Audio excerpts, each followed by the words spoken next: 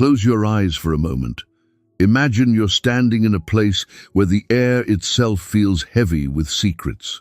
The kind of weight that presses against your chest, not from lack of oxygen, but from the presence of something other. This is the holy place. Not the tourist reconstruction you might see in Jerusalem today, but the real thing.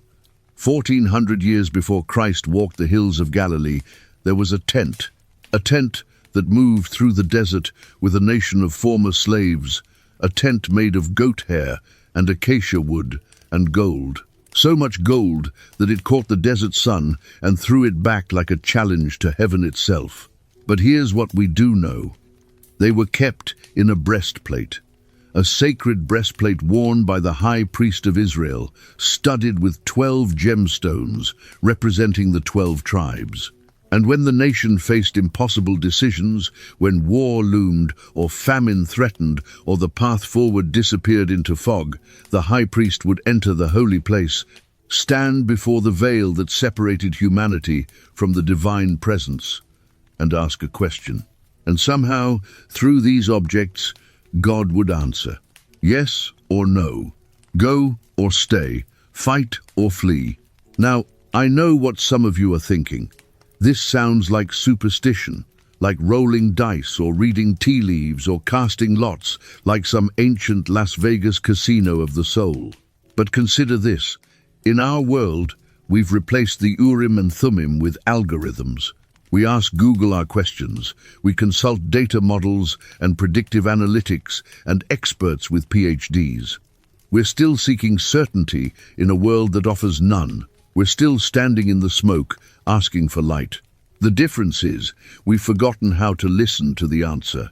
This is a story about a young priest who inherited a mystery he didn't understand, who was forced to ask a question he was terrified to answer, and who discovered that the stones in his breastplate were not magical at all. They were a mirror, and what they reflected would either save his people or destroy them. His name was Eleazar. And on the worst day of his life, he learned that sometimes the voice of God is not a voice at all. Sometimes it's a silence so complete that you can hear your own soul breaking. Let me take you there. Eleazar ben Aharon stood in the outer court of the tabernacle, holding his father's ephod in both hands, and thought, I am not enough for this. The garment was heavier than it looked, the fabric itself woven threads of blue and purple and scarlet, twisted with gold wire so fine it caught the afternoon light like spider silk.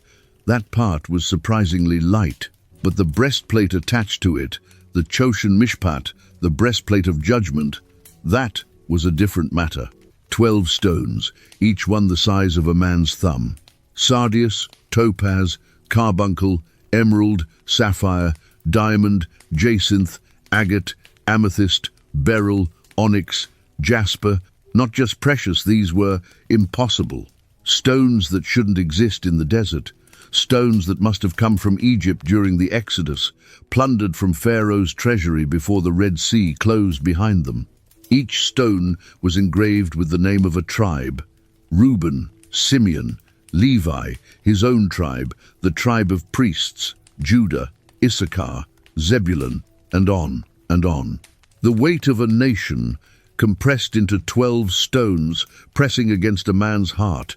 Behind the stones, hidden in a fold of fabric, was the pocket. This was where the Urim and Thummim lived.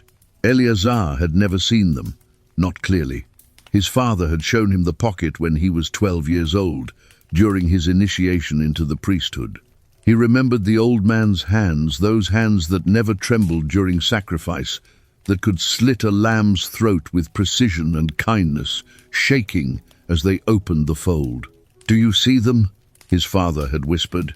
Eleazar had squinted into the pocket. There was something there, a gleam, a weight, two objects that might have been stones or might have been something else.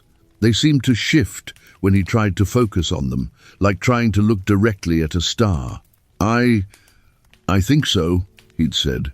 His father had closed the pocket quickly. "Good. Don't look too long. They're not meant to be seen, only consulted. How do they work?" His father had smiled then, but it was a sad smile. the smile of a man carrying a secret too heavy to share. When you need them, you'll know, or you won't. And if you don't, then perhaps you're not meant to ask the question. Eleazar had been a clever boy, clever enough to hear what his father wasn't saying. I don't know how they work either. I've worn this breastplate for 40 years, and I still don't understand. That was 17 years ago. Now his father was dead. Heart failure, the physician said. One moment he'd been preparing the evening incense. The next he was on the ground, the golden bells on the hem of his robe tinkling softly as his chest stopped rising. And now Eleazar stood in the courtyard, 29 years old, holding the ephod that made him the high priest of Israel, whether he wanted the job or not. The problem was this. Eleazar was brilliant. He'd memorized the entire Torah by age 16. He could recite the lineage of every priest back to Aaron himself. He understood the mathematics of sacrifice, the geometry of holiness, the precise measurements of the tabernacle that created the space between earth and heaven. What he couldn't do was feel it. Other priests talked about the presence. They'd come out of the holy place with tears streaming down their faces, talking about heat and light, and a love so overwhelming it felt like drowning. They described the moment the incense smoke seemed to become alive, to move with intention, to carry their prayers up and up until they disappeared into something beyond the veil. Eleazar had never felt any of that. When he entered the holy place, he smelled smoke. When he prayed, he heard his own voice echoing off gold-plated walls. When he performed the rituals, he felt competent, like a skilled craftsman doing a job well, but never holy. He'd confessed this once to his father late at night after too much wine during Passover. "What if I'm a fraud?" he'd said. "What if I go through all the motions but there's nothing inside? What if God looks at me and sees emptiness?" His father had been quiet for a long time. Then, "Eleazar, do you know why the breastplate has 12 stones? Because there are 12 tribes." "Yes, but also no. The stones are different colors, different materials, different values. Sardius is common, diamond is rare, but on the breastplate, they're equal. They share the same gold setting. The same light falls on all of them." "I don't understand." "You don't have to glow, my son. You just have to be there. The light comes from somewhere else." Eleazar hadn't believed him then. He didn't believe him now, standing in the courtyard with the ephod growing heavier in his hands. Because tomorrow he would have to put this garment on. Tomorrow he would have to enter the holy place alone. Tomorrow he would have to ask the Urim and Thummim a question that would determine whether thousands of people lived or died. And he had no idea if anyone was listening. The drought had started small. A few weeks without rain, which wasn't unusual for late summer. Then a month. Then 2. The wells in the camp began to run low. The livestock grew thin. Mothers started rationing water for their children, washing them with sand instead of precious liquid. By the 3rd month, people were talking about Egypt. Not the Egypt of slavery and brick kilns, the Egypt of full granaries and the Nile River that never failed. The Egypt that, for all its cruelty, at least kept you alive. "Maybe we made a mistake," someone said at the city gate. "Loud enough for a studier. Loud enough for the idea to spread like fever." The elders called an emergency council. Representatives from all 12 tribes packed into the tabernacle courtyard, their faces hollowed out by hunger and fear. Eleazar's father had stood before them, still strong, at 73, the breastplate blazing in the late afternoon sun. "We wait," he'd said simply. "The Lord has not abandoned us. He's testing us." "How long do we wait?" someone shouted. "Until our children are corpses. Until he answers. And if he doesn't answer..." That's when the scouts arrived. 3 men, running, covered in dust, gasping for air. They collapsed in front of the council, and the eldest managed to choke out, "Amalekites. Thousands of them. 3 days' march to the south. They've heard about the drought. They're coming." The courtyard erupted. Some men shouted for immediate mobilization, strike first, hit them in the desert before they reached the camp. Others argued for negotiation, offer tribute, buy time, survive. A few voices, quieter but insistent, said, "Run, pack everything, head north, live to fight another day." Eleazar's father had raised his hand for silence. When the crowd finally quieted, he said, "We consult the Urim and Thummim. We ask the Lord whether to fight or to wait." "When?" "Tomorrow at dawn. I'll enter the holy place and bring back his answer." The crowd dispersed slowly, reluctantly, like a wound that didn't want to close. That night, Eleazar found his father sitting outside his tent, staring at the sky. The old man was wearing the ephod, which he almost never did outside of service. The stones glimmered in the starlight. "You're wearing it," Eleazar said. "I wanted to. Prepare, to feel its weight again, to remember." "Remember what?" His father touched the breastplate, his fingers tracing the outline of the hidden pocket. "The first time I used them, I was younger than you are now. We were surrounded by enemies. The question was simple. Do we fight or surrender? I was terrified. I put on the ephod, I entered the holy place, I reached into the pocket and drew out. I don't even remember which one, Urim or Thummim, light or completion. But I felt it grow warm in my hand, and I knew, we fight, and we won. What did it feel like? The warmth, like holding a coal that doesn't burn, like your hand becomes a vessel for something that wants to be known. Eleazar waited for more, but his father just sat there, touching the stones. "Tomorrow," the old man finally said, "when I bring back the answer, the people will either trust it or they won't. But I'll have done my part. I'll have asked. And if the stones don't answer? If you reach in and feel nothing?" His father looked at him then, and Eleazar saw something in his eyes he'd never seen before, fear. "Then we'll know we're asking the wrong question, or that God has already answered and we're too deaf to hear it." Those were the last words Eleazar ever heard his father speak. At midnight, Eleazar woke to screaming. He ran to his father's tent and found him on the ground, the ephod still on his chest, the golden bells silent now. His eyes were open, staring up at nothing. Or everything. It was impossible to tell. The camp physician came, shook his head. His heart stopped. He felt no pain. He's with the Lord now. But Eleazar noticed something. His father's right hand was clenched, fingers curled tight around something. When they pried the hand open, rigor mortis had already started. There was a mark on his palm. A burn, small and circular, like he'd been holding a hot stone. No one else saw it. Or if they did, they said nothing. The elders came at dawn. The same men who'd shouted in the courtyard yesterday, now quiet, awkward, standing outside Eleazar's tent, like mourners at a funeral that hadn't been planned yet. "We're sorry for your loss," the elders said, "but the Amalekites are still coming. The drought hasn't broken. We need an answer. Give me time to bury my father." "We don't have time. You're the high priest now.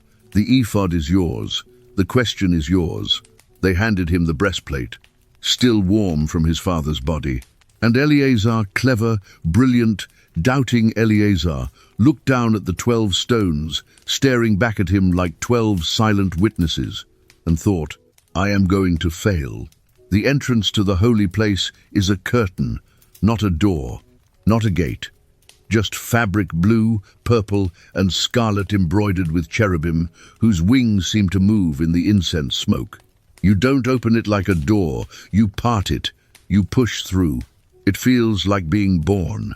Eleazar stood outside that curtain for a long time, long enough that the sun moved across the sky and changed the angle of shadows in the courtyard, long enough that his legs began to shake.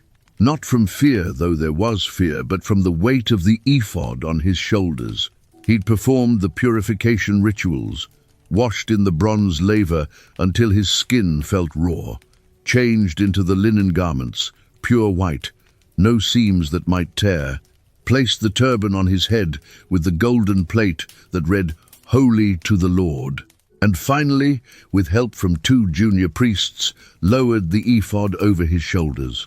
The moment the breastplate settled against his chest, he felt it. Not warmth, not light, just presence. Like someone standing very close behind you in a dark room. You can't see them, you can't hear them, but every nerve in your body knows they're there. The junior priests stepped back quickly, their job done. They wouldn't meet his eyes. No one wanted to look at the man about to enter the place where God lived. Eleazar's right hand went to the breastplate, fingers tracing the edges of the hidden pocket. The pocket where the Urim and Thummim waited. He'd spent all night researching. Scrolls, oral traditions, anything he could find. The results were maddeningly vague. Urim might mean lights or fires. Thummim might mean perfections or completeness. They were mentioned in Exodus, in Leviticus, in Numbers, in Deuteronomy, always as a pair, always as a given, never as an explanation. One commentary suggested they were flat stones, one white and one black. Draw the white stone, yes. Draw the black, no. Another claimed they were inscribed with the sacred name of God, and they glowed when held in the presence of truth. A third said they weren't objects at all, but a state of consciousness the high priest entered when wearing the breastplate, a kind of holy intuition. Eleazar didn't know which interpretation to believe, or if any of them were right. All he knew was that in a few minutes he'd have to find out.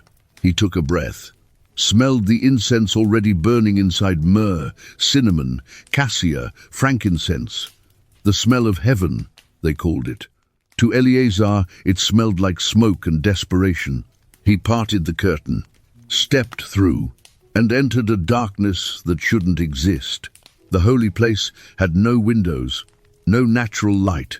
The only illumination came from the golden lampstand, the menorah, which burned day and night with olive oil so pure it barely smoked. 7 branches of hammered gold, each flame dancing in the draught from his entrance. But the light didn't spread. It pooled around the lampstand like liquid, refusing to fill the room. The corners stayed dark. The ceiling, which Eleazar knew was only 10 cubits high, seemed to vanish into shadow that went up forever. Directly ahead was the table of showbread. 12 loaves, fresh this morning, representing the 12 tribes.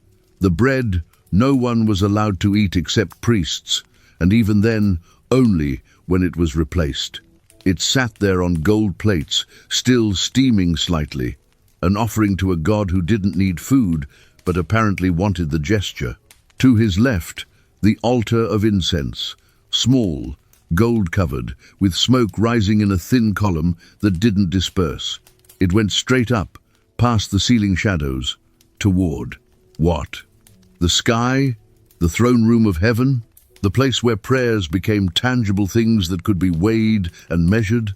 And ahead, 10 paces away, was the veil, the final curtain, the one that separated the holy place from the Holy of Holies, where the Ark of the Covenant rested between golden cherubim. The place the high priest entered once a year on Yom Kippur, and if he entered it wrong, if his heart wasn't pure, if his sacrifice wasn't perfect, he would die instantly, and they'd have to drag his corpse out using a rope tied to his ankle. Eleazar wasn't going behind the veil today. That wasn't part of the Urim and Thummim ritual. You asked your question from here, from the holy place, standing before the veil but not crossing it. But standing here, looking at that curtain with the embroidered cherubim that seemed to watch him with golden eyes, Eleazar felt the terrible weight of separation. On the other side of that fabric was God. Not a metaphor, not a concept, not a theological abstraction. The actual, literal, present tense presence of the one who spoke galaxies into existence, who carved laws into stone with fire, who drowned armies and fed millions, and knew every thought Eleazar had ever hidden in the darkest corners of his mind. Right there, 10 feet away, behind blue fabric.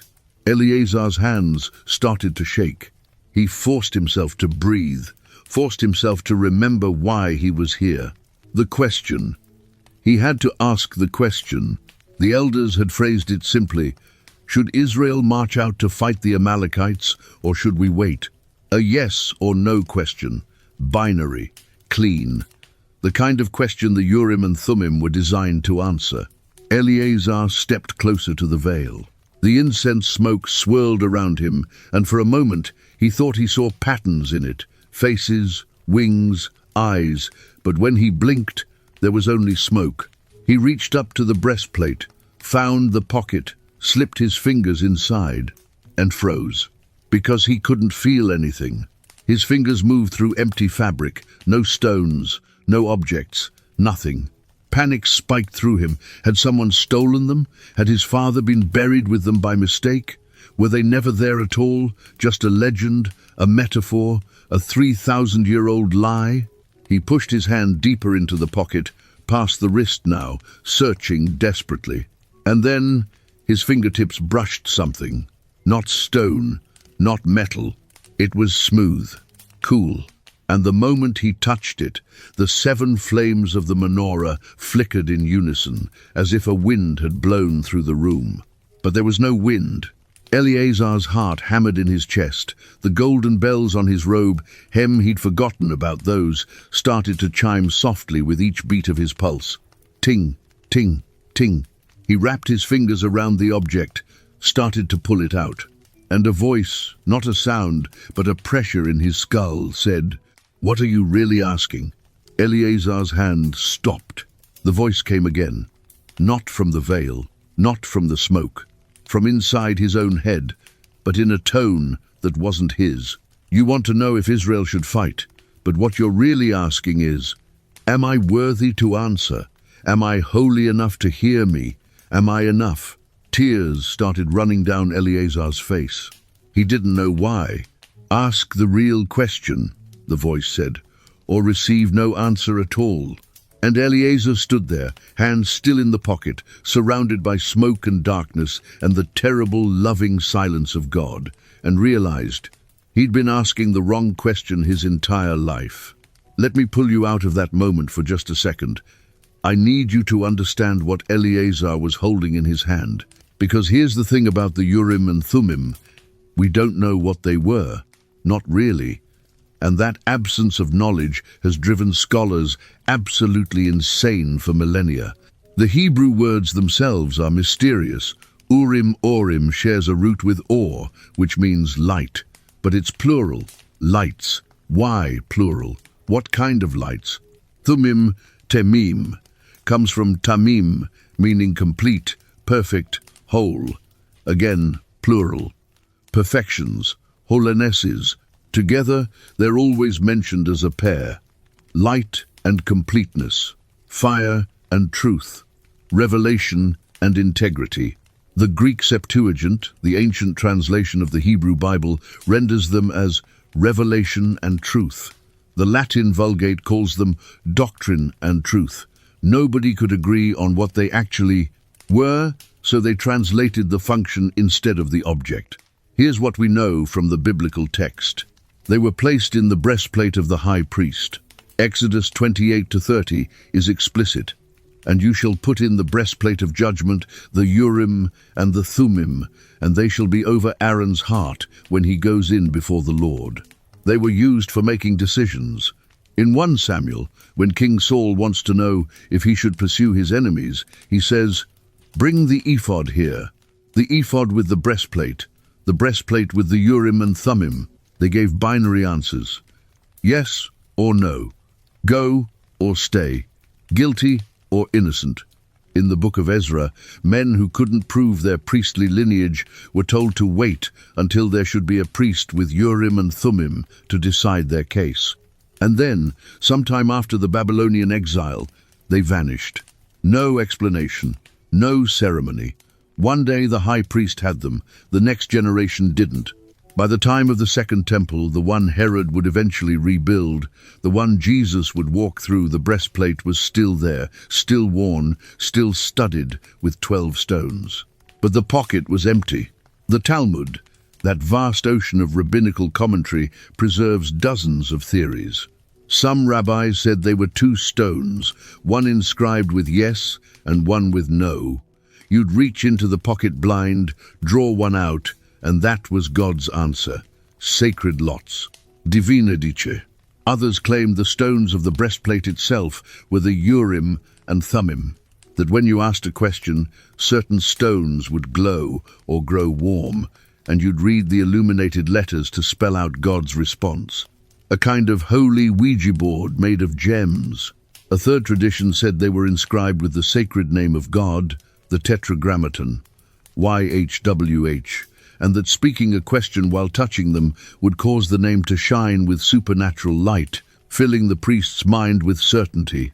The medieval commentator Rashi suggested they were a parchment with God's name written on it, folded and placed in the pocket. The very presence of the name made the breastplate an oracle.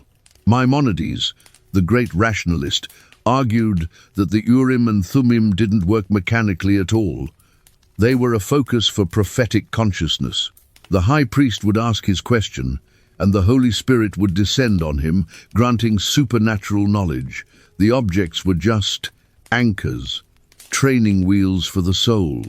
And then there are the skeptics. Modern scholars who look at the Urim and Thummim and see cleromancy, the casting of lots. They point to other ancient Near Eastern cultures that use sacred stones to make decisions. The Babylonians had their yes and no stones. The Greeks had their oracle bones. Every religion, it seems, had a way to outsource difficult decisions to the gods. Maybe the Israelites weren't so different. Maybe the Urim and Thummim were just a sanctified coin flip. But here's what bothers me about that interpretation. Here's what keeps me up at night. If they were just lots, just random chance, baptized in ritual, why did they stop working? You can cast lots anytime.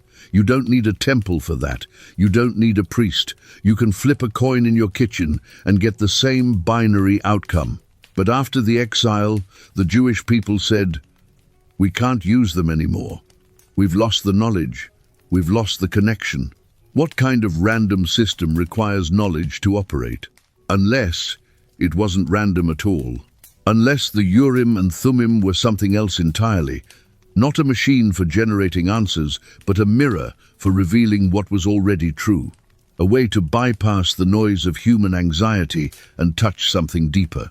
Light and completeness.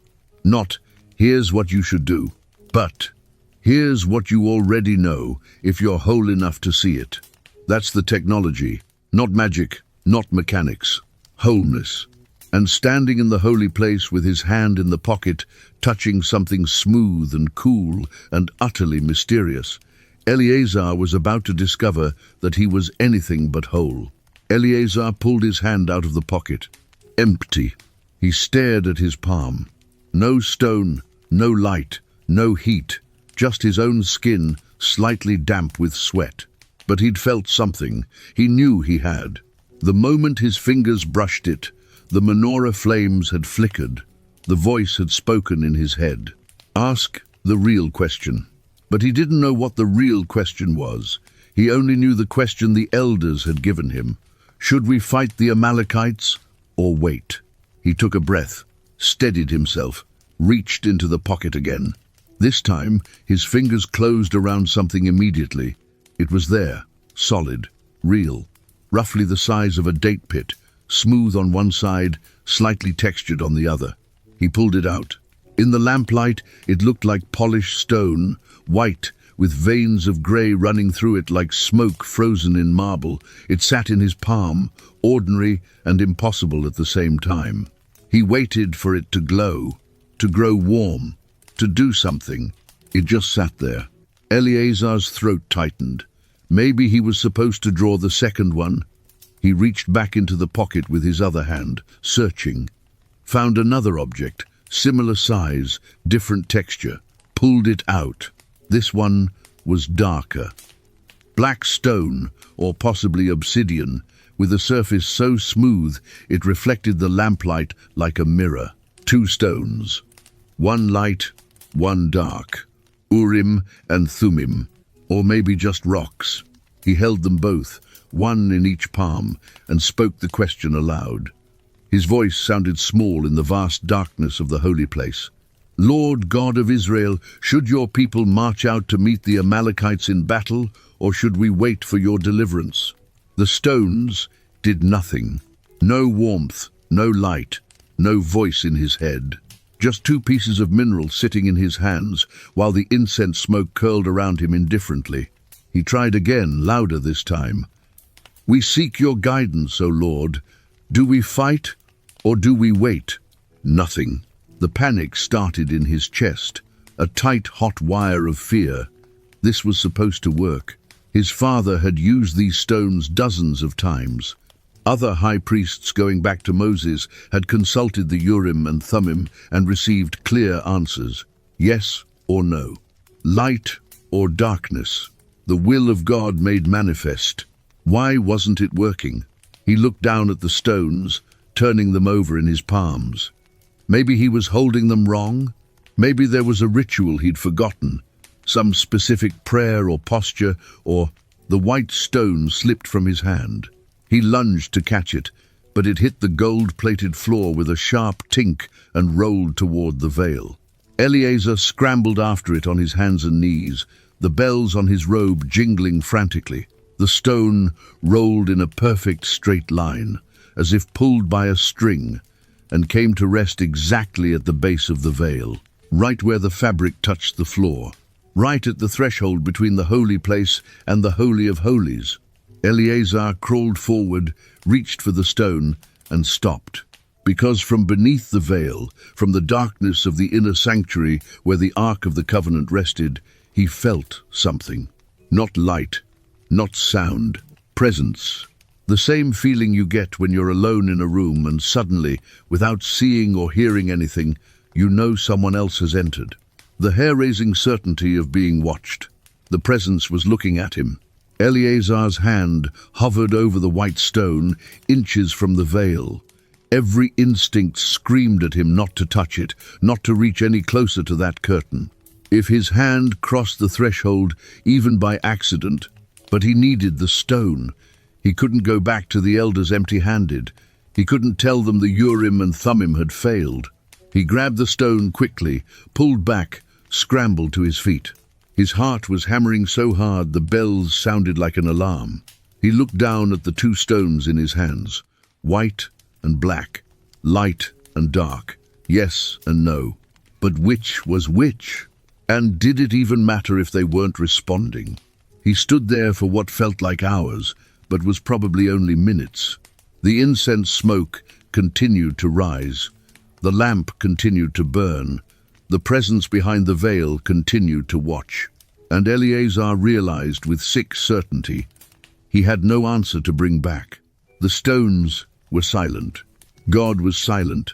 And outside, thousands of people were waiting for him to emerge with divine guidance that would either save them or doom them. He closed his fists around the stones, one in each hand, and felt their weight. Ordinary, inert, dead, like holding two pieces of his own shattered faith. When Eleazar finally emerged from the holy place, the sun was setting. He'd been inside for nearly 6 hours. The courtyard was packed.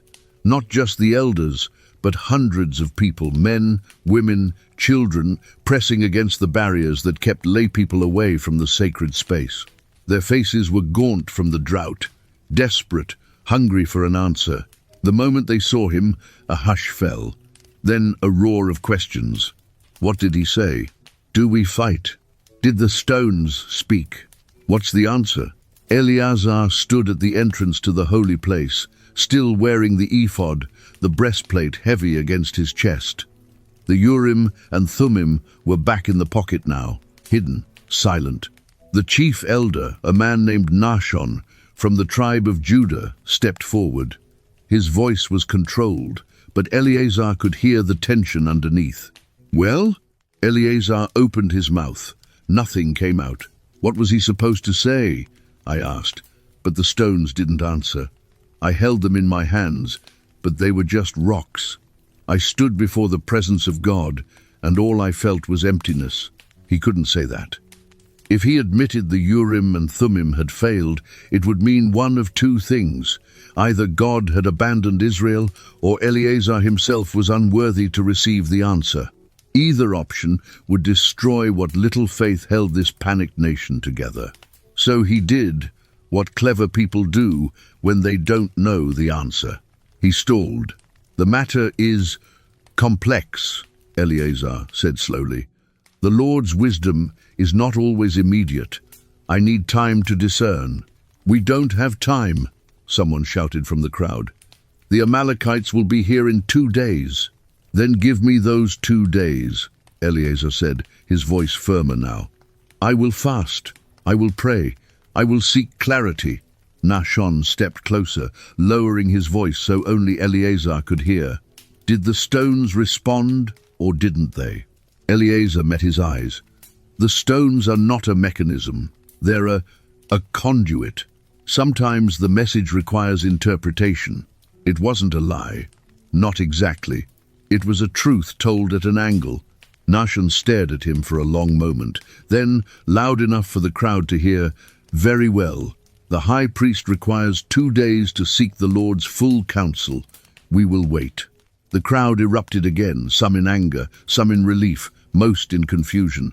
But they dispersed slowly, because what else could they do? Eleazar was the high priest. The ephod was on his shoulders. If he said he needed time, they had to give it to him. As the courtyard emptied, Nahshon leaned in one more time. 2 days, Eleazar, and then we march with or without divine permission. Because if we wait any longer, we'll be too weak to fight, even if God himself commands it.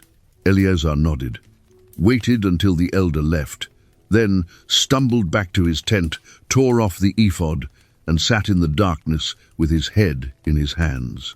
The worst part wasn't the fear, it was the certainty.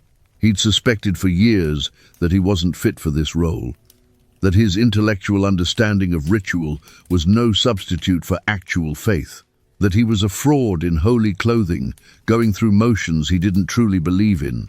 Now he had proof. The Urim and Thummim worked for his father. They worked for Moses, for Joshua, for every legitimate high priest in Israel's history. They didn't work for him, because he wasn't whole. He was broken, a man with a brilliant mind and a hollow soul, standing in the presence of God and feeling nothing but the echo of his own doubt. "What are you really asking?" the voice had said. Now, sitting in his tent, Eleazar finally let himself answer. "Am I real? Is any of this real? Or have I wasted my life serving a God who doesn't speak, performing rituals that mean nothing, wearing stones that are just stones?" Outside, he could hear the camp settling into uneasy night. Mothers singing nervous lullabies, men sharpening weapons they hoped they wouldn't have to use, the sound of a nation holding its breath. And inside, Eleazar, the high priest of Israel, keeper of the Urim and Thummim, mediator between heaven and earth, sat in the dark and wondered if he'd ever really heard God's voice at all, or if the voice in the holy place had been nothing more than his own conscience, dressed up in divine language, telling him what he already feared. "You're not enough. You never were. The stones know it, and soon everyone else will too." Eleazar didn't sleep that night. Instead, he did what intellectuals do when faced with existential failure. He researched. He pulled out every scroll, every commentary, every fragment of oral tradition about the Urim and Thummim. He lit 4 oil lamps and spread the texts across the floor of his tent like a man trying to solve a puzzle with missing pieces. By midnight, he'd compiled a list. Possible reasons the Urim and Thummim failed to respond. Ritual impurity. Maybe he'd missed something in the purification process, a spot on his garments. An improper thought during washing, some microscopic transgression that rendered him unfit. Insufficient prayer. Perhaps the consultation required hours of preparation, not the handful of minutes he'd spent. Maybe his father had prayed all night before entering the holy place. Wrong question. The voice had suggested this. Ask the real question. But what was the real question? He'd asked about the Amalekites. That was what the people needed to know. Personal unworthiness. This was the one he kept circling back to, the one that made his chest tight and his hands shake. Maybe the stones only worked for people with genuine faith. And maybe, despite his perfect knowledge of Torah, despite his flawless execution of ritual, he didn't have that faith. By dawn, he decided he would try again, but this time he would do it perfectly. No shortcuts, no assumptions, complete purification. He started by fasting, not the normal fast abstaining from food until evening, but a complete fast. No food, no water, nothing that might pollute his body or distract his focus. Then he went to the bronze laver and washed. Not the ritual washing required for priestly service, but a full immersion. He dunked himself 7 times the number of completion, scrubbing his skin until it was raw. He changed his garments, not just the priestly linen, but everything, new undergarments, new tunic, new sandals. He left nothing that might carry contamination from the outside world. He prayed. Every prayer he'd memorized since childhood, the Shema, the Amidah, the blessings over the sacrifices. He recited them over and over until his voice was hoarse and the words stopped meaning anything and became pure sound. He read Torah, started with Genesis and pushed through Exodus, reading aloud, trying to absorb every word, every commandment, every story of God intervening in human affairs, trying to remember what faith felt like. By the afternoon of the second day, his deadline, he was dizzy from hunger and exhaustion, but he felt cleaner, lighter, like maybe he'd scrubbed away enough of himself that there was room for something else to enter. He put on the ephod again, felt the weight settle on his shoulders, entered the holy place. The same darkness, the same smoke, the same 7 flames dancing on the menorah.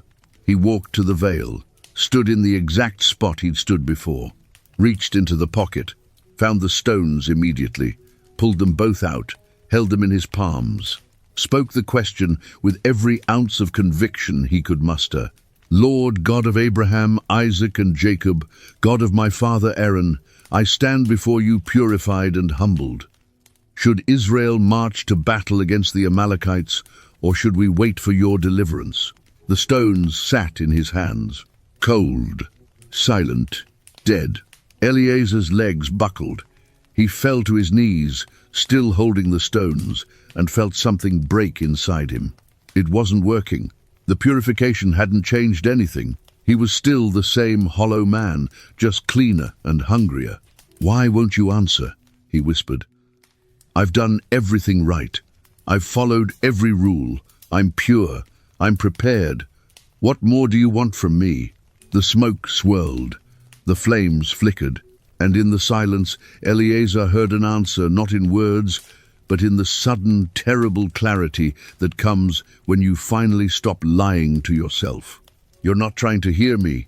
You're trying to prove you're worthy, and you can't do both at the same time.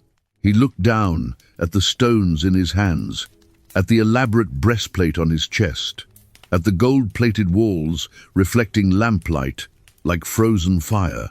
All of this, the ritual, the purification, the desperate attempt at perfection, it wasn't about God. It was about him, about his fear, about his need to be enough. The Urim and Thummim weren't failing. He was asking while simultaneously defending himself against the answer. And you can't receive guidance when your hands are clenched into fists. Eleazar stayed in the holy place all night. He wasn't supposed to. The rules said you entered, performed your service, and left. You didn't camp out in the presence of God like it was a hotel. But he couldn't go back outside, couldn't face the elders with another excuse, another delay, couldn't admit that he'd failed again. So he sat on the gold-plated floor, his back against the wall, the ephod still on his shoulders, and waited for something. Midnight came.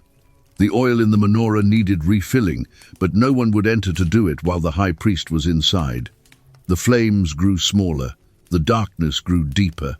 By the darkest part of night, the hours between midnight and dawn, when even the stars seemed to hold their breath, the lamplight was barely aglow, and in that almost complete darkness, Eleazar finally stopped fighting. He took off the ephod, set it carefully on the floor beside him. The weight lifted from his shoulders felt like letting go of a burden he'd been carrying since childhood. He pulled the Urim and Thummim from the pocket one last time, held them loosely in his open palms, and he spoke. Not a ritual prayer, not a formal request, just the truth. I don't know if you're listening. I don't know if these stones are anything more than rocks I'm talking to in the dark. I don't know if my father really heard your voice, or if he was just better at pretending than I am. The stones sat there, no response. I'm terrified, Eleazar continued, terrified that I'm a fraud. Terrified that tomorrow I'll have to tell those people I have no answer, and they'll march into battle, or run away, or do nothing, and people will die either way, and it will be my fault, because I couldn't be what they needed me to be. His voice cracked. Tears started flowing again, but he didn't wipe them away. I've spent my whole life trying to be worthy, memorizing every law, performing every ritual perfectly. I thought if I just understood enough, if I just did it right, I'd feel what my father felt. I'd hear what the prophets heard. But I don't. I never have. All I feel is empty. The darkness pressed in. The incense smoke had dissipated. The holy place felt less like a sanctuary and more like a tomb. Space for him to stop performing, stop defending, stop trying to earn something that couldn't be earned.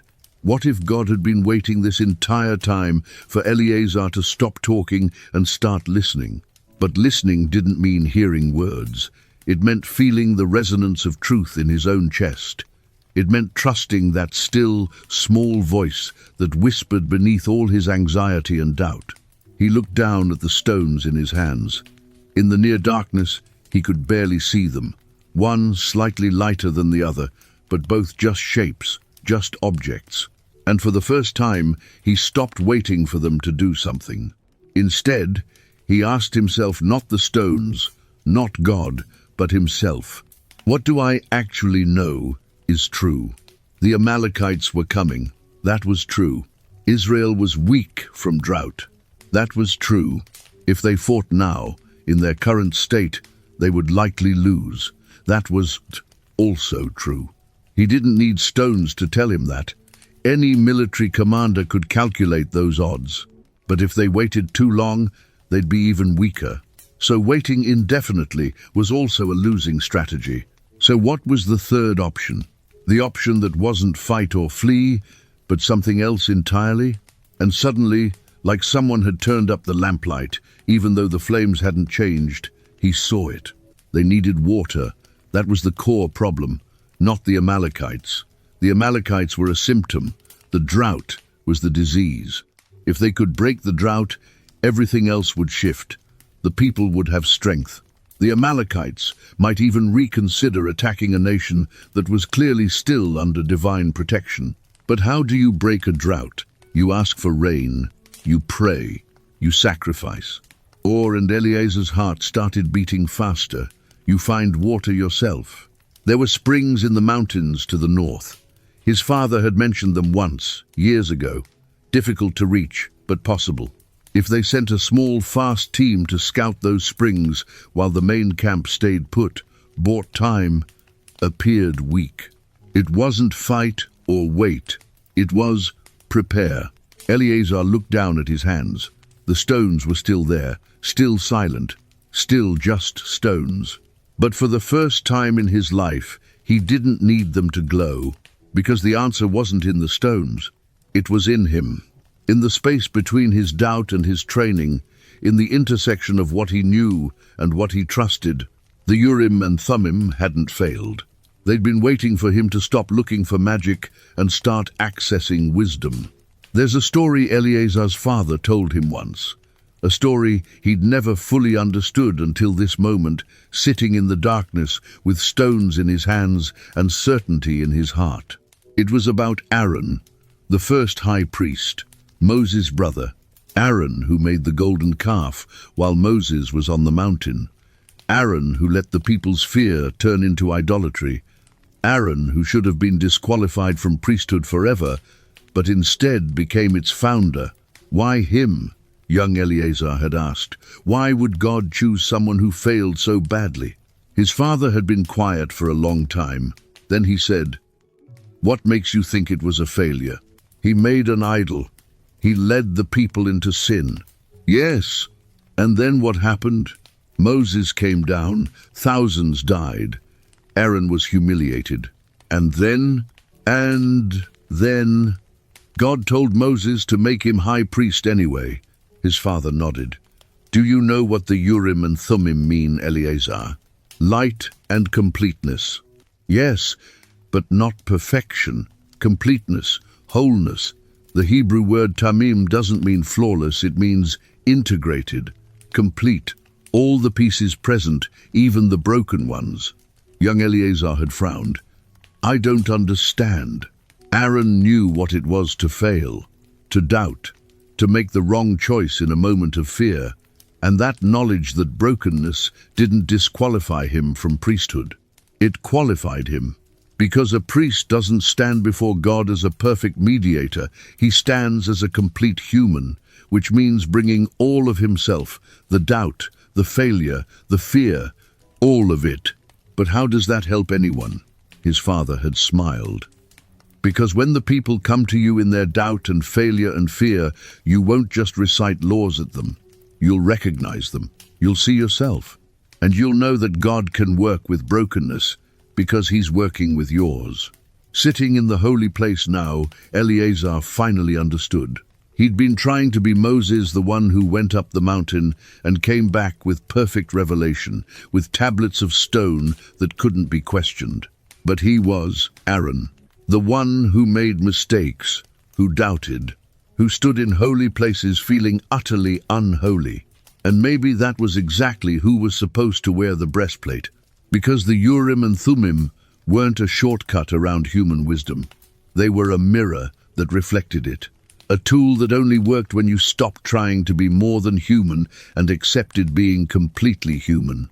Light and completeness, not divine certainty downloaded into a passive vessel, but human wisdom illuminated by divine presence. Two things working together, partnership, not puppetry. His father had known this, had carried this secret in his heart for 40 years, had probably spent decades feeling like a fraud before finally understanding that the fraud feeling was part of the process. That's why his hand had been burned when he died. Not punishment, not failure. Recognition. He'd finally touched the truth, and it had been hot enough to leave a mark. Eleazar looked down at his own palms, at the two stones resting there, one light and one dark. He didn't need them to glow anymore.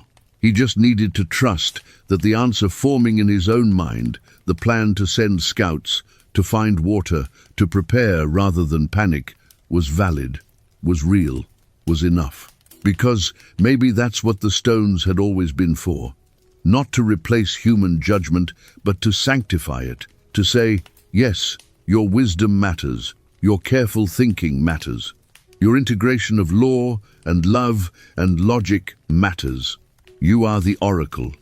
The stones are just permission to believe it. Eleazar placed the Urim and Thummim back in the pocket of the breastplate, put the ephod back on, felt its weight settle not as a burden now, but as a mantle. He stood up, walked to the curtain that separated the holy place from the courtyard, and stepped out into the pre-dawn light, ready to give his answer.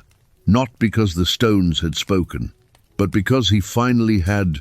Dawn was breaking when Eleazar emerged from the holy place. The courtyard was already full. Had been full all night, probably. People who couldn't sleep, who'd kept vigil outside the tabernacle, waiting for their priest to bring them certainty. They looked worse than they had 2 days ago. The drought was in their eyes, now hollow, desperate, the look of people who'd run out of options and were down to their last hope. That hope was him. Nahshon was at the front, flanked by the tribal elders. His face was grey with exhaustion and something harder, determination, the kind that says, "We're doing this with or without you." "Well?" Nashon's voice cut through the morning silence. "Do we fight or do we wait?" Eleazar stood at the entrance to the holy place, the ephod still on his shoulders, the breastplate catching the first rays of sunlight. The 12 stones seemed to glow not with supernatural light, but with simple dawn breaking over gem. He could feel every eye on him, thousands of people holding their breath. He opened his mouth to speak, and for a half-second, the old fear surged back. What if you're wrong? What if this isn't God's wisdom but just your own thoughts dressed up in holy language? What if people die because you trusted yourself? But then he remembered his father's burned palm, Aaron's golden calf, the voice in the darkness. Ask the real question. And he understood. You're always afraid. Faith isn't the absence of fear, it's choosing to speak anyway. "We do neither," Eleazar said. The crowd stirred. Confused murmurs rippled through them. Nashon's eyes narrowed. "What? We don't march out to fight, and we don't sit here waiting to be slaughtered. We take a third option." "There is no third option." "There is." Eleazar stepped forward, his voice growing stronger. "The Amalekites aren't our real problem. The drought is. They're attacking because they know we're weak. But if we can find water, everything changes." "We've looked for water," one of the elders said. "There is none. We've sent scouts to every spring within a week's journey. They're all dry." "Not every spring." Eleazar looked directly at Nashon. "There are sources in the northern mountains, difficult to reach, dangerous terrain, but possible. My father spoke of them once, places where water flows even in drought years because they're fed by deep wells in the earth." "That's 3 days' journey through hostile territory," Nashon said. "We'd be sending men into unknown danger while the Amalekites approach from the south. We send a small team, fast, light, experienced. They scout the springs while the main camp stays here and appears weak. We let the Amalekites think we're on our last legs. We buy time. And if the scouts find nothing, if they're killed by bandits or wild animals or thirst, then we've lost a handful of men instead of a nation. But if they find water, if they can secure a route and guide the people there, we survive. We regain our strength. And the Amalekites will see that Israel is still under divine protection." Silence. The crowd was processing this. It wasn't the clean yes or no answer they'd expected. It was complex, risky. It required trust in uncertainty. Finally, one of the younger elders spoke. "Did the Urim and Thummim tell you this?" And here was the moment Eleazar had to decide how to answer.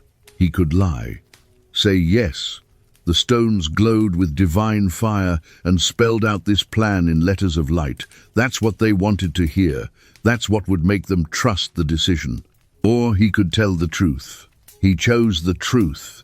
"The Urim and Thummim gave me clarity," Eleazar said carefully. "Not words, not visions, but when I stood before the Lord in the darkness, stripped of every excuse and every defense, I saw what we truly needed. Not a divine voice telling us what to do, but divine wisdom helping us see what we already know." He paused, meeting the eyes of the people in the crowd. Mothers holding children, old men leaning on staffs, warriors with weapons they didn't want to use. "We know the drought is killing us. We know fighting in our current state is suicide. We know waiting here is also death. So what's left? We find water. We use the strength we have to secure the resource we need. And we trust that God works through our wisdom when we seek it with honest hearts." Nashon stared at him for a long moment. Then, slowly, something in his face changed. The hardness softened. Not into blind faith, but into something better, respect. "That's not how the Urim and Thummim usually work," the elder said quietly. "Maybe it is," Eleazar replied. "Maybe they always worked this way, and we just expected them to do our thinking for us." Another long silence. Then Nahshon turned to the crowd. "The high priest has given his counsel. I say we follow it." Not everyone agreed. There were shouts, arguments, questions, but slowly, because what else could they do, the crowd began to accept it. A third option, not fight or flight, but strategy. As the assembly broke up and people returned to their tents, Nahshon approached Eleazar alone. "Did they really give you clarity?" he asked, voice low. "Or did you just make the best guess you could?" Eleazar looked down at the breastplate on his chest, the 12 stones glittering in the morning sun, the pocket that held 2 small stones that might be sacred or might just be rocks. "Yes," he said simply, "because both were true. And maybe that was the point. Let me tell you what happened when the scouts left. 12 men. The best they had, hunters who knew how to move silently, warriors who could defend themselves, and one old shepherd who swore he remembered his grandfather talking about springs in the northern mountains, where water bubbled up cold, even in summer. They left at midday, when the Amalekite scouts watching from the hills would see them go, would see Israel sending men north while the enemy approached from the south, would think, they're panicking, dividing their forces, making desperate, stupid mistakes. Good, let them think that. Meanwhile, Eleazar did something strange. He called the remaining priests together, all of Aaron's descendants, 37 men ranging from teenagers to grandfathers, and told them, "We're going to pray in shifts. Day and night, someone will be in the holy place, burning incense, asking for guidance and protection." "For the scouts?" one of the younger priests asked. "For all of us. For clarity, for water, for wisdom." Eleazar touched the breastplate.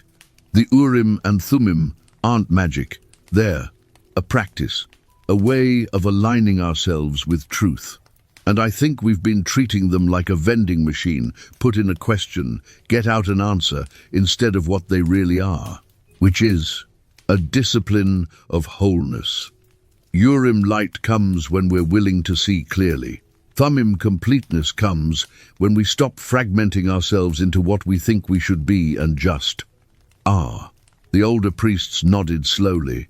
The younger ones looked confused, but they all took their shifts. And something strange happened.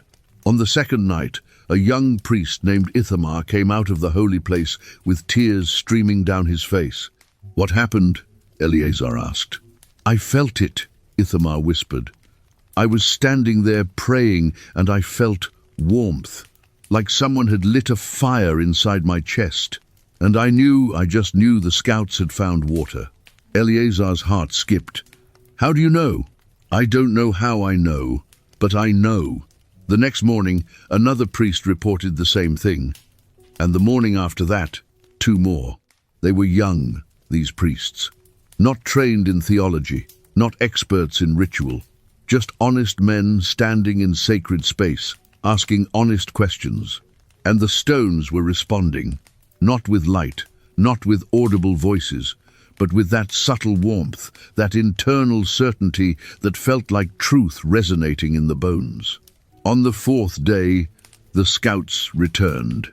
They stumbled into camp just after dawn, exhausted, sunburned, grinning like madmen. "We found it," the old shepherd gasped. 3 springs all flowing strong, enough water for 10,000 people and all their livestock. And the route is passable, difficult, but passable. The camp erupted in cheers. But Eleazar was watching the scouts more closely, watching the way they moved, the way their eyes shone with something more than just physical relief. He pulled the lead scout aside. "Tell me what happened up there." The man, a warrior named Salmon, hesitated. Then, something strange. The second night, we'd almost given up. We'd searched every canyon the old man remembered, found nothing but dry riverbeds. We were about to turn back. And then, I felt something, like a pull, like someone tugging at my chest, telling me to go 1 more ridge north. I ignored it at first, thought it was just desperation, but it wouldn't stop. So I followed it. And there it was, water, pouring out of a crack in the rocks like someone had opened a faucet. "A pool," Eleazar repeated. "In your chest." "Yes. Did I do something wrong? Was I not supposed to trust that?" Eleazar smiled, put a hand on the man's shoulder. "No, you did exactly right. That was the Urim and Thummim working. But I wasn't wearing the breastplate. I'm not a priest." "Exactly." Salmon stared at him, confused, and Eleazar realized this was the secret, the thing the stones had been trying to teach him all along. The Urim and Thummim weren't confined to the breastplate. They weren't exclusive technology for the high priest's use only. They were a principle, a way of being in the world. When you aligned yourself with truth, when you stopped defending, stopped pretending, stopped fragmenting yourself into acceptable pieces, you became a vessel for divine wisdom. The wisdom was always there, flowing like water under the earth. The question was whether you were whole enough to feel it. Light and completeness. Not, God speaks only to special people in special ways. But God is always speaking. And when you become complete, integrated, honest, whole, you can finally hear it. The breastplate wasn't magic. It was a symbol, a reminder, a tool for training priests in the discipline of wholeness so they could teach it to everyone else. And that night, when Eleazar entered the holy place for the evening incense, he reached into the pocket one more time. The stones were warm, not hot, not glowing, just warm, like they'd been sitting in sunlight. And he understood. They'd always been warm. He just hadn't been still enough to feel it. The people of Israel began the journey north the next morning. It was slow, painfully slow. They had to move the tabernacle, which meant dismantling the entire sacred structure, walls, curtains, furniture, all of it, and carrying it on wagons through mountain passes barely wide enough for a donkey. They had to bring the livestock, which was so weak from thirst that many couldn't walk without being carried. Children rode on parents' shoulders. The elderly leaned on the young. And every step of the way, they could see the Amalekite scouts watching from the ridges to the south. Nahshon walked beside Eleazar on the second day of the journey. "They're not attacking," the elder observed. "They're just watching." "They're confused," Eleazar said. "We're not running away, we're moving laterally. It doesn't fit their expectations. They expected panic." "This looks like strategy." "It is strategy, yes. But they don't know if it's divine strategy or desperation, so they're waiting to see what we do.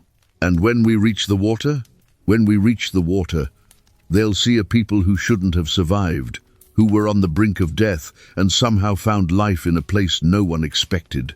And they'll have to ask themselves, is this luck? Or is this a God who protects his people even when it makes no tactical sense?" Nahshon was quiet for a while. Then, "You really believe that, don't you? That the water was divine provision?" Eleazar thought about the warmth in the stones, about young priests feeling certainty in their chests, about a warrior following a pull he couldn't explain to water he had no reason to expect. "I believe God works through the world, not around it," he said finally. "The water was always there. We just needed wisdom to find it, and wisdom to recognize it when we did." They reached the springs on the 6th day, and it was more than the scouts had promised. Not just 3 springs, but a whole network of them, feeding into natural pools surrounded by date palms and wild grass. Enough water to fill every vessel, to wash every body, to satisfy every animal. The people wept when they saw it. They fell to their knees and thanked God. They sang, they danced. Children splashed in the pools while mothers filled jars and men led livestock to drink. And from the southern ridge, the Amalekite scouts watched. And then, slowly, they withdrew. Because what's the point of attacking a people who can find water in a wasteland, who can move an entire nation through impossible terrain and come out stronger on the other side? You don't fight people like that. You leave them alone and hope their God doesn't notice you. The drought broke 3 days later, not gradually, all at once. Clouds rolled in from the west, thick, dark, pregnant with rain, and opened. The downpour lasted for 2 full days, turning the wadis into rivers and the dust into mud and the despair into joy. Eleazar stood in the rain, letting it soak through his priestly garments, and thought, we were always going to find the water. The plan was always going to work. The drought was always going to break. But if I hadn't trusted the wisdom forming in my own heart, we would have marched south to die, or scattered north to starve, or done nothing and been destroyed. The Urim and Thummim didn't create the answer. They gave me permission to trust it. That night, after the rain stopped, Nahshon came to Eleazar's tent. The people want to honor you, the elder said. They say you saved Israel. They're calling you a prophet. Eleazar shook his head. I'm not a prophet. I'm just a priest who finally learned what the stones were for. And what are they for? Eleazar pulled out the Urim and Thummim, set them on the table between them 2 small stones, one light and one dark, unremarkable, except for the weight of history they carried. Therefore teaching us that divine guidance doesn't bypass human wisdom, it flows through it. When we become whole, when we stop performing and start being, when we stop defending and start listening, we become capable of wisdom we didn't know we had. The stones don't give us answers. They remind us that we can find answers if we're brave enough to trust ourselves. Nahshon picked up the white stone, turned it over in his fingers. It's just a rock. Yes, but it's also more than a rock. Yes, the elder set it down carefully. Will it work for the next crisis? The next impossible question? And Eleazar had to be honest. I don't know. Maybe not. Maybe it only works when we stop demanding that it work and start trusting that we're enough without it. That's terrifying. I know, but also freeing. Yes. Nahshon stood to leave, then paused at the tent entrance. Your father would be proud, not because you saved Israel, but because you became whole enough to do it. After he left, Eleazar sat alone with the stones for a long time. Then he placed them back in the breastplate pocket and whispered, "Thank you." He wasn't sure if he was talking to the stones, or to God, or to his father, or to himself. Maybe it didn't matter. Maybe they were all the same conversation. Now we arrive at the heart of the mystery. Not what the Urim and Thummim were, but what they mean for us today. In a world where we don't have breastplates studded with gems or sacred stones hidden in pockets, where we make our desperate decisions in boardrooms and hospital waiting rooms and late-night text message conversations with people we love, we're still asking the same questions Israel asked. Should I fight or should I wait? Should I stay or should I go? Should I speak up or stay silent? Should I trust this feeling or ignore it? And we want the Urim and Thummim. We want the clean, binary answer, the divine voice that eliminates uncertainty and tells us exactly what to do. So we create substitutes. We consult experts, we run data analysis, we make pros and cons lists, we ask friends for advice. We read horoscopes and self-help books and listen to podcasts like this one, hoping someone will give us certainty. And there's nothing wrong with any of that. Wisdom comes from many sources. But here's what Eleazar learned in the darkness of the holy place. No external source can give you an answer that violates your internal integrity. The Urim and Thummim didn't fail him because he wasn't holy enough. They failed him because he wasn't whole enough. Let me explain the difference. Holiness, the way we usually think about it, is about purity, being clean, sinless, perfect. It's about removing all the bad parts until only the good remains. Wholeness, Thummim, is about integration.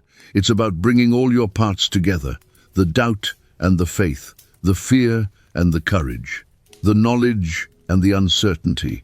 It's about becoming complete, not perfect. When Eleazar stood before the stones, demanding they glow, he was fragmented. Part of him was asking the question, Another part was defending against the answer. Another part was performing for an imaginary audience. Another part was consumed with proving his worthiness. All those parts were pulling in different directions, and divine wisdom, which is really just deep wisdom, soul wisdom, integrated wisdom, can't flow through a fragmented vessel. It's like trying to pour water through a cracked cup. It doesn't matter how pure the water is, it's going to leak out. But when he finally broke down in the darkness and spoke the truth, I don't know if you're there. I don't know if I'm enough. I'm terrified and hollow, and I don't know what to do. Something shifted. He became whole. Not perfect, not holy in the purity sense, but integrated. All his parts present and accounted for. The doubt, the fear, the intelligence, the longing, all of it together in one honest moment. And in that wholeness, wisdom could finally flow. The plan to find water didn't come from the stones, it came from him. From his knowledge of geography and his father's stories and his assessment of Israel's real needs versus their surface panic. But he couldn't access that wisdom while he was fragmented, while he was trying to be the perfect priest instead of the complete human. The Urim light came through the Thummim completeness. This is what the ancient rabbis meant when they said the Urim and Thummim stopped working after the exile. It wasn't that the physical objects were lost, though they probably were. It was that the practice of wholeness was lost. The people had been shattered, scattered, fragmented across empires. Their identity was in pieces, and you can't operate the technology of wholeness when you're broken apart. The stones required integration to function, not moral perfection, not ritual purity, integration. And here's the radical part. You don't need the physical stones to practice this. Every time you sit with a difficult decision and resist the urge to fragment, resist the urge to hide your doubt, to perform confidence you don't feel, to split yourself into acceptable and unacceptable parts, you're consulting the Urim and Thummim. Every time you bring all of yourself to a question, the scared part and the wise part, the part that knows and the part that doesn't, you're creating the conditions for deep wisdom to emerge. The breastplate was a tool for teaching this practice. The high priest would put it on and feel the weight of integration. 12 tribes, 12 stones, all held together in one garment over the heart. He'd reach into the pocket and find the stones that reminded him, light comes through completeness. Revelation comes through integration. And then he'd have to do the hard work of actually becoming whole enough to receive it. That's what Salmon the scout experienced in the mountains. He wasn't performing, wasn't defending, was just a man who needed water, following a pull in his chest, whole enough in that moment to feel what he needed to feel. That's what the young priests experienced during their vigils. They weren't trying to prove anything. They were just there, present, complete. And the warmth came. The Urim and Thummim are still here. They're in your gut feeling that won't go away even when you try to logic it out of existence. They're in the clarity that comes at 3 in the morning when your defenses are down. They're in the moment of honest conversation when someone asks, "What do you really think?" And you stop performing and just tell them. They're in the silence after you've asked all your questions and made all your arguments and finally just sit with the unknowing. Light and completeness, not a magic trick, a practice. The practice of becoming whole enough to trust your own wisdom. So what happened to the actual, physical Urim and Thummim? The honest answer is, nobody knows. The last time they're mentioned in the Bible is in the book of Nehemiah, after the Babylonian exile. The people are trying to rebuild the priesthood, and there's a dispute about who's a legitimate descendant of Aaron. The text says they should wait until a priest with Urim and Thummim appears. But no such priest appears. The implication is clear. By the time of the Second Temple, the Urim and Thummim were gone. Lost during the destruction of Solomon's temple, perhaps, or deliberately hidden, or carried into exile and never recovered. The high priests of the Second Temple period wore the breastplate. They performed all the rituals, but the pocket was empty. And the rabbi said, "This is fine. We have the Torah now. We have prophecy. We have interpretation and debate and the accumulated wisdom of generations. We don't need the stones anymore." But I wonder if that's the whole truth. Maybe the stones were lost because they'd served their purpose. Maybe they were training wheels, meant to teach a practice that eventually had to be internalized. Maybe God said, "You've learned the lesson. You know that wisdom comes through wholeness. You don't need the props anymore. Now, just be whole and trust what emerges." Or maybe, and this is the interpretation that keeps me up at night, maybe they're still here, not as physical objects, but as a principle woven into the fabric of reality, a law as reliable as gravity. When you become complete, light appears. When you integrate your fragments, wisdom flows. When you stop defending and start being, you hear what you need to hear. This is why people throughout history keep rediscovering the same truth in different language. Mystics call it union with the divine. Psychologists call it integration or individuation. Spiritual teachers call it presence or awakening. Artists call it the flow state. Different words for the same experience. The moment when your fragments come together and something larger can move through you. Eleazar discovered this in the darkness of the holy place, but you can discover it anywhere. In a hospital room, making an impossible choice about a loved one's care. In an office, deciding whether to speak truth to power. In a relationship, choosing between comfort and honesty.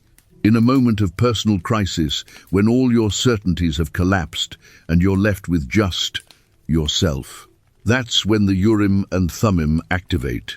Not when you perform the ritual correctly, but when you become whole enough to receive what's already there. I started this story by asking you to imagine standing in a place heavy with secrets, a tent in the desert where the air itself felt thick with the presence of something other. But the truth is, you're standing in that place right now.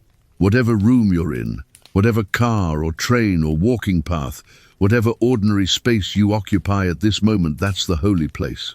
The incense smoke is your breath. The lamplight is your awareness. The veil that separates you from the presence of God is thinner than you think. And hidden in your chest, right over your heart, is a pocket. In that pocket are two stones, light and completeness. You can't see them. You probably can't feel them most of the time, but they're there. And when you need them, when you have a question that matters, a decision that terrifies you, a moment when you absolutely must know what's true, they'll respond. Not with a voice, not with a vision, not with letters of fire spelling out your next move, but with a subtle warmth, a quiet certainty, a knowing that rises from somewhere deeper than your anxious thoughts. The trick is becoming whole enough to feel it, bringing all your parts to the question. The doubt and the faith, the fear and the hope, the intelligence and the intuition, all of it together, integrated, complete. And then, if you're very quiet, if you're very honest, if you're very brave, you'll hear the answer. Not because the stones spoke to you, but because you finally became whole enough to speak to yourself. Eleazar served as high priest for 32 years after the incident with the Amalekites. He consulted the Urim and Thummim many times. Sometimes they responded with warmth, sometimes they were silent. Sometimes he reached into the pocket and couldn't feel them at all. He learned to trust all three responses. Because sometimes the answer is yes, sometimes it's no, and sometimes it's, you already know. Stop asking permission and just do it. In his final years, when his own son was preparing to inherit the breastplate, Eleazar tried to explain what he'd learned. "The stones are real," he said. "Don't let anyone tell you they're just symbols or metaphors. They're real, but they're not magic. They're a mirror. They reflect what's already in you when you're brave enough to look." "What if I look and see nothing?" his son asked. The same fear Eleazar had carried at his age. Then You keep looking, and you keep becoming more whole, more integrated, more honest, and eventually you'll see, not because the stones changed, but because you did. Is that what Father taught you? Eleazar smiled, touched the breastplate one last time. No, he tried, but I had to learn it myself. That's the thing about the Urim and Thummim, they can't be taught, only discovered. Each generation has to find them again in their own darkness. That seems inefficient. It is, but it's also the only way it works. Light doesn't pass from hand to hand. It has to be kindled fresh in each new heart. His son inherited the breastplate when Eleazar died, and the stones, and the practice. And somewhere in the long chain of priests that followed, the physical objects were lost. But the practice remained. It remains still, in you, in me, in anyone brave enough to enter the darkness of their own unknowing and wait for the light. The Urim and Thummim haven't vanished. They've multiplied. Every honest heart is a breastplate now. Every integrated soul is a priest. Every moment of wholeness is a consultation. The holy place is everywhere. And the stones are still warm, if you're still enough to feel them. If you're still listening, if you've made it this far into the smoke and mystery with me, then you know this wasn't just a story about ancient stones and desert priests. This was a story about you. About the questions you carry that don't have easy answers. About the moments when you desperately wish someone would just tell you what to do. About the terrifying freedom of discovering that the wisdom you seek might already be inside you, waiting for you to become whole enough to access it.